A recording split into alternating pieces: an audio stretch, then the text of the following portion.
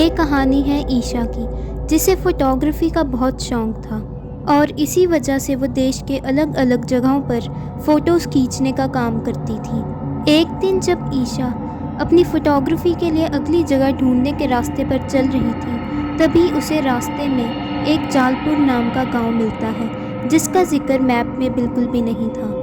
गांव की खूबसूरती देखकर ईशा वहां अपनी फ़ोटोग्राफ़ी के लिए कुछ दिन रहने का फ़ैसला करती है और वो पास ही के एक घर में जाती है, जहां उसे एक बूढ़ी औरत मिलती है। हाँ, तुम इस गांव में रह तो सकती हो, पर शायद तुम्हें इस गांव के बारे में पता नहीं है।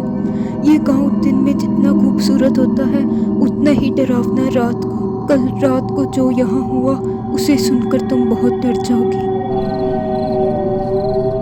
राजू के पापा, दरवाज़ा खोलिए, मैं आ गई हूँ, देखो बाहर। महेश नींद में अपने घर का दरवाज़ा खोल देता है। महेश, तुमने दरवाजा खोल दिया।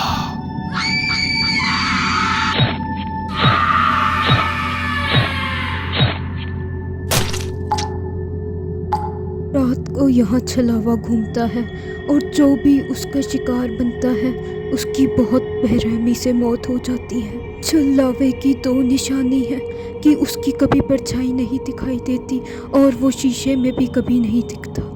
छलावे की बात सुनकर ईशा बहुत एक्साइटेड हो जाती है और अपने दोस्त को फ़ोन करती है। हेलो नमन, तुम्हें पता है मुझे बहुत रहस्यमय गांव मिला है, तुम भी यहाँ पे जल्दी से आ जाओ। कहते हैं यहाँ पे छलावा है। अच्छा, तो इस बार हम छलावे को कैमरे में कैद करेंगे। ठीक है, तुम मुझे लोकेशन सेंड कर दो। मैं कल सुबह आऊँगा। रात को ईशा उस छलावे की खोज में निकल पड़ती है, पर बहुत देर तक ढूंढने पर भी उसे दूर दूर तक कोई भी नज़र नहीं आता। जैसे ही ईशा वापस जाने लगी थी, उसे दूर ही एक आदमी खड़ा हुआ मिलता है, जो ईशा का दोस्त नमन था। सरप्राइज! ओ नमन, तुमने तो मुझे डरा ही दिया। वैसे तुम तो कल आने वाले थे। मुझसे इंतजार ही नहीं हुआ, इसलिए मैं आज ही आ गया। जब वो दोनों बातें करते करते चल ही रहे थे, तो ईशा की नज़र नमन पर जाती है, जिसकी कोई भी परछाई नहीं थी। ईशा बहुत डर जाती है और उसे बूढ़ी औरत की बात याद आती है। छलावे की कोई भी परछाई नहीं होती। क्या हुआ ईशा, तुम मेरे साथ नहीं चलोगी? भागते भागते ईशा उस बूढ़ी औरत की झोंपड़ी तक पहुंचती है। मैंने तुमसे मना किया था कि रात को बाहर मत निकलना, वरना तुम्हें छलावा दिखेगा। ईशा की नज़र पास पड़े शीशे पर जाती है, जहां बूढ़ी औरत की कोई भी परछाई नहीं थी। मैंने तुमसे कहा था ना, रात को छलावा दिखाई देगा। आंटी, ये आपको क्या हो गया? ये सब क्या हो रहा है? ये सब सच नहीं हो सकता। ये गाँव कहाँ चला गया? ये सब मेरे साथ क्या हो रहा है? कोई तो बचाओ मुझे। ईशा ये सब सोचकर बहुत घबरा जाती है और वो वहीं बेहोश हो जाती है। अगली सुबह ईशा अलार्म की आवाज़ सुनकर अपनी नींद से उठती है। ये क्या? मैं अपने घर पे कैसे आ गई? मैं तो उस जालपुर गांव में थी ना, मैं यहाँ पे कैसे आ सकती हूँ? ईशा, बेटा नीचे आके खाना खा ले। मम्मी, मैं कल रात को कहाँ पे थी? ईशा, तुम ये कैसी फजूल की बातें कर रही हो? कल तुम पूरा दिन अपने कमरे में ही तो थी। ये सब सुनकर ईशा बहुत हैरान हो जाती है और अपने कमरे की तरफ भागती है। ईशा अपने दोस्त नमन को कॉल करती है। हेलो नमन, मैंने तुम्हें कल फ़ोन किया था ना, मैंने तुम्हें जालपुर गांव के बारे में बताया था ना। हाँ, मैं बस वहीं आने की तैयारी कर रहा था। तुम वहीं हो ना? पैकिंग भी हो ही गई, बस मैं वहीं पहुँचता हूँ। नहीं, मैं वहाँ पे नहीं हूँ। तुम मुझे मेरे घर से पिक करो, मैं तुम्हें सब कुछ बताऊंगी रास्ते में क्या हुआ है। ईशा और नमन जालपुर गांव की खोज में निकल पड़ते हैं और पूरी रात ढूंढने के बाद सुबह उन्हें जालपुर गांव मिल जाता है। जालपुर गांव दिखने में बिल्कुल वैसा ही था जैसा ईशा ने अपनी हकीकत या फिर सपने में देखा था।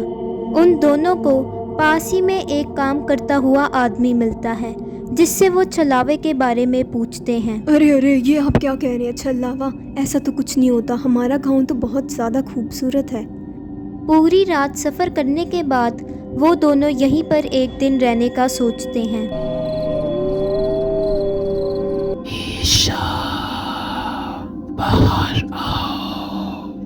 ईशा नींद में दरवाज़ा खोलकर बाहर चली जाती है। तो तुम्हें क्या लगा वो सब सपना था? तुम तो वही औरत हो जिसे मैंने सपने में देखा था। तुम यहाँ कैसे? तुम भी एक छलावा हो, अब तुम्हारी भी कोई परछाई नहीं है। नहीं नहीं, ऐसा नहीं हो सकता। मैं छलावा नहीं बन सकती, नहीं।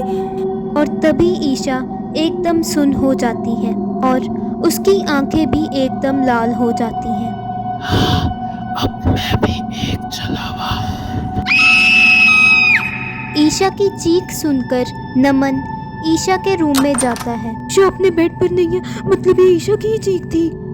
नमन ईशा को ढूंढने के लिए घर से बाहर जाता है, जहां उसे दूर ही एक लड़की दिखाई देती है। ईशा, इतनी रात को तुम बाहर क्या कर रही हो? और अभी मुझे तुम्हारी चीख की आवाज सुनाई दी थी। नमन, मैं एक छलावा बन चुकी हूँ और अब तुम्हारी बारी। तुम भी एक छलावा बनोगे। नमन वहां से तेजी से भागने लगता है। अब मैं कैसे बचूं इस गांव से? अब तुम नहीं बच सकते। जो भी इस जमीन पर अपने कदम रख देता है वो धीरे धीरे छलावा बन जाता है और अब तुम भी बन जाओगे।